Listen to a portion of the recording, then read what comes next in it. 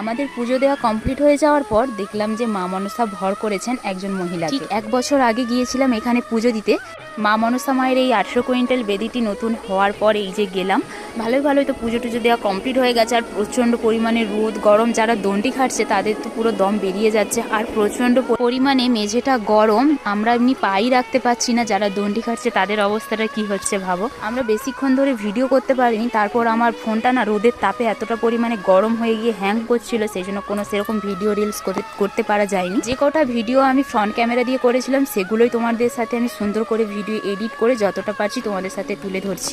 আমার ভাগ্যটা এতই ভালো, আমি যেখানে যাওয়ার চেষ্টা করি না কেন ঠিক ভগবান আমাকে আটকায় না, আমি যেতে পারি। এটাই আমার কাছে অনেক ভাগ্যের ব্যাপার। আমরা মায়াপুর তো ট্যুরে গেছিলাম, তো তারপর থেকে আমার প্রচণ্ড পরিমাণে শরীর খারাপ ছিল, ইচ্ছাও ছিল না। তারপর মা মনসা মা টানিয়েছে তাই চলেও গেছি। ও তো আমাদের পুজো দেওয়া কমপ্লিট হয়ে গেছে। এখন আমরা পেয়ারা চাট খাচ্ছি। যারা আসনি